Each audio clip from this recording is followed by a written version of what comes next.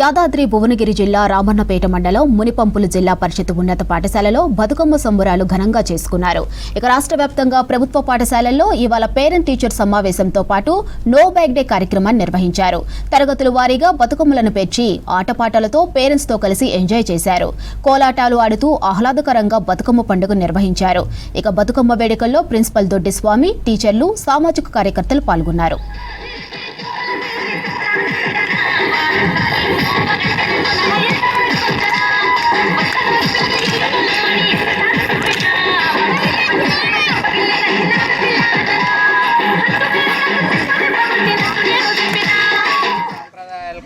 అద్దం పడుతున్నటువంటిది. మన ఈ టైంలో రకరకాల పూలతోటి ఒక బతుకమ్మలా పేర్చి మనం గౌరీ పూజ చేసి మనం బతుకమ్మను ఆట ఆడుకుంటున్నాం.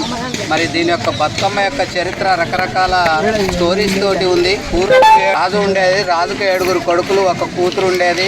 చివరికి ఆ కూతురును చిన్న కొడుకు చంపడానికి ప్రయత్నిస్తే దాన్ని రకరకాల పూలు పూస్తూ ఉన్నప్పుడు మన బతుకమ్మ అని చెప్పి అదొకటి రావడం జరిగింది. ఒక భూస్వామి ఒక ఆడపిల్లని హింసించి చంపినటువంటి సందర్భాల్లో కూడా గ్రామ ప్రజలందరూ ఏకమై బతుకమ్మను బతకాలని చెప్పి అనేది, అంటే ఒక్కొక్క సాంప్రదాయం ఒక్కొక్క రకమైనటువంటి స్టోరీ ఉంది. కాబట్టి దీన్ని మనం ఒక 9 రోజులుగా వివిధ పేర్లతోటి బతుకమ్మను పిలుచుకుంటూ 9వ రోజు విజయదశమి, 10వ రోజు విజయదశమిని చేసుకుంటాం జరుగుతుంది. ఇక్కడ ప్రధానంగా ఈ బతుకమ్మ రోజు అయినప్పటికీ మనం ఇక్కడ ఒక అట్లాసులు కొనుక్క రావడం జరిగింది. ఈ అట్లాస్లో మన తెలంగాణ చరిత్ర, మన ఊరి చరిత్ర